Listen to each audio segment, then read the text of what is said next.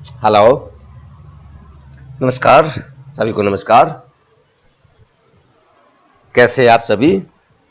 I think आप सभी घर पर अपने परिवार सहित सकुशल होंगे। डियर स्टूडेंट्स, कोरोना की सेकेंड वेव में जो बहुत ही खतरनाक है, बहुत ही घातक सिद्ध हो रही है,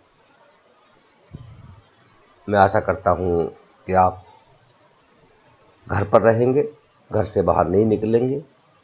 जो सेंट्रल गवर्नमेंट, स्टेट गवर्नमेंट की गाइडलाइंस हैं, उनका पूरी तरह से पालन करेंगे। और यदि घर से बाहर निकलना भी पड़े तो मास्क का प्रयोग करेंगे, सोशल डिस्टेंसिंग का ध्यान रखेंगे, हाथों को समय समय पर वॉश करते रहेंगे। कठिन समय है, हम जल्दी ही इसको पार करेंगे।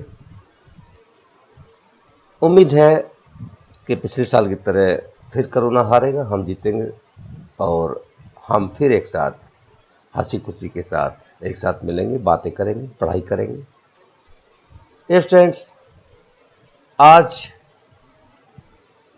हम एक पुरानी वीडियो जो पहले भी हम पढ़ चुके हैं उसी का अध्ययन करते हैं, उसको पुनः नए ढंग से लेकर चल रहे हैं। ये बीए पार्ट फर्स्ट के लिए है। फर्स्ट पेपर में पूर्ण प्रतियोगिता, पूर्ण प्रतियोगिता की विशेषताएं। मैं doctor Anuj Kumar, associate professor, government college Dholpur. चलो हम मिलकर अध्ययन करते हैं पूर्ण प्रतियोगिता किसे कहते हैं और पूर्ण प्रतियोगिता की क्या विशेषता है।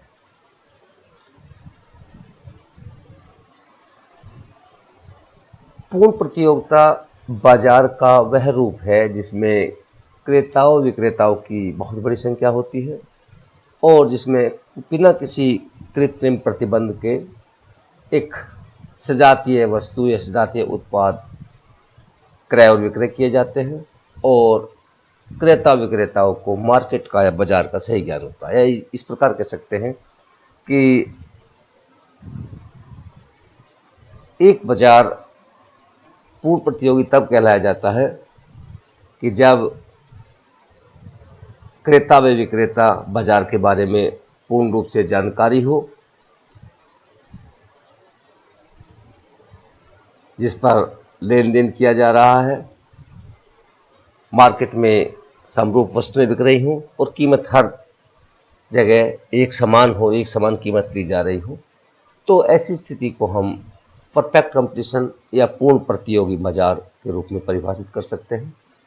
इसी परिभाषा को श्रीमती जॉन डोमिनसन ने इन शब्दों में व्यक्त किया है कि प्रत्येक निर्माता के उत्पादन की मांग पूरी तरह से लोचदार होने पर सही प्रतिस्पर्धा बनी रहती है, पूर्ण प्रतिस्पर्धा बनी रहती है। इसी को प्रोफेसर बोल्डिंग ने इस प्रकार से परिभाषित किया है कि एक परफेक्ट कंपटीशन मार्केट को बड़ी संख्या में क्रेता और विक्रेताओं के रूप में परिभाषित किया जा सकता है, जो सभी समान रूप से समान वस्तुओं की खरीद व बिक्री में लगे हुए हों, जो एक दूसरे के साथ निकट के संपर्क में हो और जो आपस में स्वतंत्र रूप से वस्तुओं को खरीदते और बेचते हो। वैसे तो मैं थोड़ा सा पहले ही बता दूं कि पूर्ण प्रतियोगी बाजार वास्तविक या जो विशेषताएं हैं संपूर्ण रूप से पूर्ण प्रतियोगी बाजार की, वो जिस मार्केट का हम सामना करते हैं, जिस मार्केट में हम रहते हैं, वो वास्तव में पूर्ण प्रतियोगिता की विशेषता नहीं पाई जाती है। पूर्ण प्रतियोगिता एक काल्पनिक मार्केट व्यवस्था है और इसका सैद्धांतिक महत्व बहुत अधिक है, इसलिए हमें पूर्ण प्रतियोगिता की जानकारी होना आवश्यक। कुछ चीज़ों में पूर्ण प्रतियोगिता से मिलती जुलती चीज़ें होती हैं, लेकिन जो प्राकृतिक चीज़ें होती हैं खासतौर से उनमें, लेकिन वास्तव में मार्केट में पूर्ण प्रतियोगी सभी विशेषताएं का सामना हम नहीं करते। अब हम बात करेंगे पूर्ण प्रतियोगिता की विशेषताएं कि पूर्ण प्रतियोगिता में बाजार में कौन कौन सी विशेषताएं पाई जाती हैं। जो प्रमुख विशेषताएं हैं उनकी बात हम करते हैं। खरीदारों विक्रेताओं की एक बड़ी संख्या, या कह सकते हैं क्रेता और विक्रेताओं की बड़ी संख्या। पूर्ण प्रतियोगी बाजार में क्रेताओं और विक्रेताओं की या फर्मों की और क्रेताओं की संख्या बहुत अधिक होती है। असंख्य फर्में होती हैं, छोटी छोटी फर्में होती हैं, और यही कह सकते हैं कि फर्म इतनी अधिक संख्या में होती हैं या क्रेता विक्रेता इतनी अधिक संख्या में हो सकते हैं कि कोई भी विक्रेता अपने वस्तु की पूर्ति में परिवर्तन करके वस्तु की कीमत को परिवर्तन करने की स्थिति में नहीं होता है। अर्थात पूर्ति में परिवर्तन करके वस्तु की कीमत को प्रभावित नहीं कर सकता है। इसी प्रकार जो क्रेता होते हैं, जो खरीदने वाले होते हैं, वो अपनी मांग में परिवर्तन करके वस्तु की कीमत को प्रभावित नहीं कर सकते हैं, क्योंकि उसकी पूर्ति, विक्रेता की पूर्ति कुल पूर्ति का बहुत छोटा सा अंश होती है, बहुत छोटा सा भाग होती है। इसी प्रकार से जो क्रेता की कुल मांग है, वो सकल मांग, जो वस्तु की सकल मांग है, उसकी कुल मांग का बहुत छोटा सा अंश होती है, जिसके कारण वो उनको प्रभावित करने में या वस्तु की कीमत को प्रभावित करने में सफल नहीं हो पाते। इतनी बड़ी संख्या होती है। नेक्स्ट यदि बात करें हम उत्पाद की एकरूपता, जो भी फर्म पूर्ण प्रतियोगिता के अंतर्गत पाई जाती हैं वो बिल्कुल समरूप वस्तुओं का उत्पादन करती है। उत्पादन में बिल्कुल एकरूपता पाई जाती है। वस्तु बिल्कुल रंग, रूप, गुण, आकार, सुगंध, पैकिंग सभी दृष्टिकोण से एक समान होती है। अर्थात कोई भी क्रेता किसी वस्तु विशेष को प्राथमिकता प्रदान नहीं करते हैं। नेक्स्ट हम बात करते हैं बाजार का सही ज्ञान। पूर्ण प्रतियोगी मार्केट में या पूर्ण प्रतियोगिता की स्थिति में क्रेताओं और विक्रेताओं को बाजार की पूर्ण जानकारी होती है। जितने भी खरीदार या विक्रेता होते हैं उनको बाजार की पूर्ण जानकारी होती है कि बाजार में वस्तु की कीमत क्या है। जो क्रेता होते हैं उनको पूरी जानकारी होती है कि मार्केट में वस्तु की कीमत क्या चल रही है। इसी प्रकार विक्रेता जानते हैं कि वस्तु की कीमत क्या है, जो उत्पत्ति के साधन हैं उनकी कीमत क्या है, बाजार में प्रचलित कीमतों से पूर्ण तरह से, और इनपुट की कीमतों के बारे में विक्रेता, तकनीक के बारे में सभी चीज़ों की जानकारी जो है वो क्रेताओं विक्रेताओं को बाजार की होती है। बाजार की आपूर्ति और मूल्य पर कोई व्यक्तिगत नियंत्रण नहीं। जैसे कि अभी हम बात कर रहे थे कि विशेष तौर से हम इसका अध्ययन आगे करेंगे कि जो फर्म होती हैं वो प्राइस टेकर होती हैं। इससे पहले हम थोड़ी सी एक अलग धारणा की बात करते हैं, उद्योग की धारणा। पूर्ण प्रतियोगिता में उद्योग की धारणा पाई जाती है। उद्योग किसे कहते हैं? उद्योग कहते हैं कि जो समरूप वस्तुएं बना रही हैं फर्म, बहुत सारी फर्म है, असंख्य फर्म है, उनके मिले जुले रूप को, इनके सामूहिक रूप को हम उद्योग कहते हैं। एक उद्योग के अंतर्गत बहुत सारी फर्में काम करती हैं जो समरूप वस्तुएं उत्पादित करती हैं। अब एक नई बात और हम यहाँ पर ऐड करना हमें ज़रूरी हो जाता है कि जो फर्म होती है वो प्राइस टेकर होती है। अर्थात फर्म मूल्य ग्रहण करने वाली होती है। जो वस्तु की कीमत है वो उद्योग द्वारा निर्धारित होती है, और उद्योग वस्तु की समस्त मांग और वस्तु की समस्त पूर्ति, समस्त मांग जैसे कि तभी जो क्रेता हैं उनकी मांग क्या होगी उसके समग्र योग कर लेते हैं। इसी प्रकार जो जितनी भी फर्में हैं उनकी कितनी अलग अलग पूर्ति होगी समग्र योग उनका कर लेते हैं। इस प्रकार बाजार मांग व बाजार पूर्ति के अनुसार वस्तु की कीमत उद्योग द्वारा निर्धारित होती है, और सभी फर्में जो हैं उसको दिया हुआ मानती है, उसको ग्रहण करती है। इसी में यही चीज़ दिखाई गई है कि बाजार की आपूर्ति और मूल्य पर कोई व्यक्तिगत नियंत्रण फर्मों का नहीं होता है। उस दी हुई कीमत पर फर्म चाहे तो कितना भी उत्पादन कर सकती है। अर्थात कोई फर्म ऐसी स्थिति में नहीं होती है कि वह अपनी आपूर्ति में परिवर्तन करके वस्तु के मूल्य को प्रभावित कर सके या वस्तु के मूल्य निर्धारण में अपना प्रभाव लगा सके, जमा सके। क्यों? क्योंकि एक फर्म की वस्तु की आपूर्ति उद्योग की सकल आपूर्ति की तुलना में बहुत छोटा सा अंश होती है, बहुत कम भाग होती है। नेक्स्ट हम बात करेंगे कि पूर्ण प्रतियोगिता में लोचदार मांग वक्र होता है। अभी जैसे हम बात कर रहे थे कि ये उद्योग का मार्केट की सकल मांग व सकल पूर्ति वक्र है। इसमें आप देख सकते हैं ये एस पूर्ति वक्र है और ये मांग वक्र है डी। दोनों एक दूसरे को इस बिंदु पर काटते हैं और ये कीमत निर्धारित हो जाती है। इसको ये फर्म का डायग्राम दिया हुआ है इधर। ये फर्म का ये डी जो है, इसको फर्म दिया हुआ मानती है इतनी कीमत पर जितनी भी चाहे अपने वस्तु की मात्रा का विक्रय कर सकती है कोई भी फर्म। अर्थात पूर्ण प्रतियोगिता की दशा में जो मांग वक्र होता है वो इस प्रकार से ये डी के रूप में जो हम देख रहे हैं पूर्णतः लोचदार होता है, अर्थात एक्स अक्ष के समानांतर होता है। और इसका ए आर और एम आर एक ही होता है। हम जानते हैं कि जब मांग वक्र पूर्णतः लोचदार होता है तो ए आर और एम आर जो है वो समान होता है। नेक्स्ट हम बात करते हैं प्रवेश और निकास की स्वतंत्रता। अभी हम बात कर रहे थे उद्योग की धारणा जैसे बात की। पूर्ण प्रतियोगिता के अंतर्गत यह भी एक विशेषता है कि फर्म जब चाहे उद्योग को छोड़कर बाहर जा सकती है और जब चाहे उद्योग में प्रवेश कर सकती है। दीर्घकालीन परिस्थितियों में अधिकांशतः ऐसा होता है कि फर्म ऐसे अल्पकाल में भी जा सकते हैं, लेकिन अल्पकाल में हम थोड़ा सा मैं यहाँ पर बता दूं कि यदि कीमत परिवर्तनशील लागत के बराबर है तो फर्म उद्योग में बनी रहेगी, और यदि कीमत उससे भी कम हो जाती है कि परिवर्तनशील लागतें भी नहीं निकल रही हैं तो अल्पकाल में भी उद्योग को छोड़ देती है। अर्थात हम कह सकते हैं कि उद्योग में प्रवेश और निकास की पूर्ण स्वतंत्रता होती है।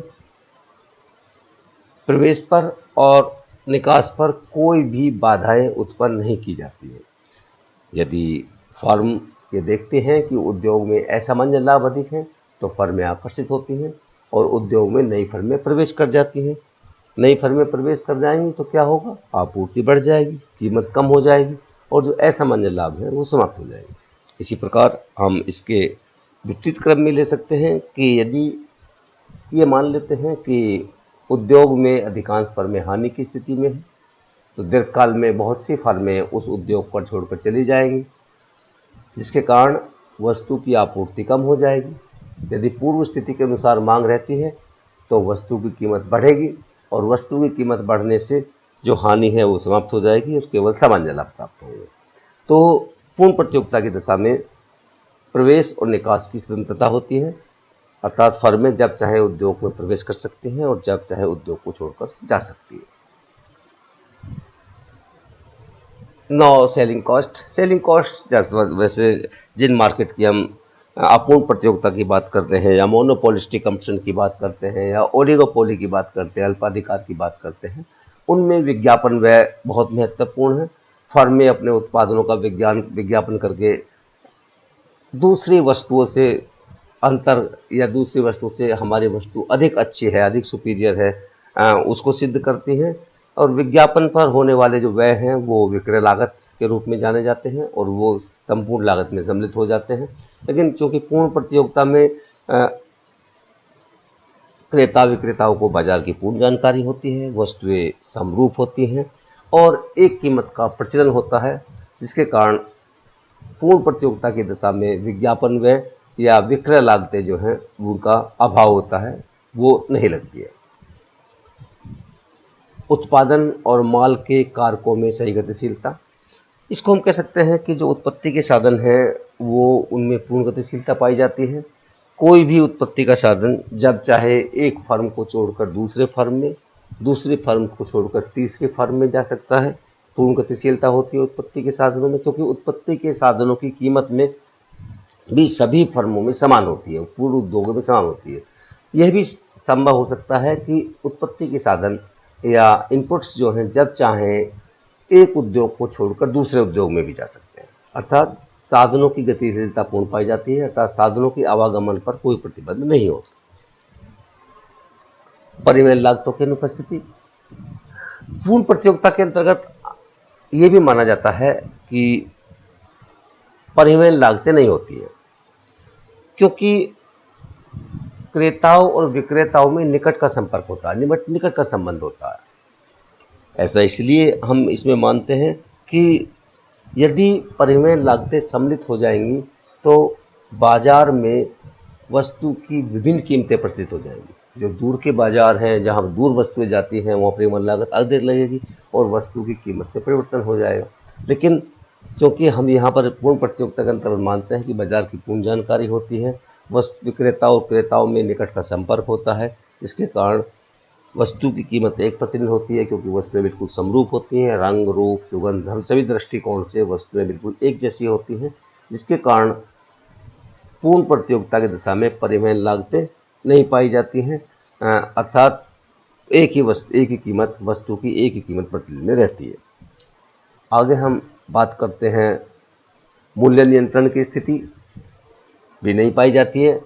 सामान खरीदने में और बेचने में बिल्कुल खुलापन होता है, कोई मांग की आपूर्ति में या मांग में कोई भी जो है मूल्य नियंत्रण पूर्ण प्रतियोगिता की दिशा में नहीं पाया जाता।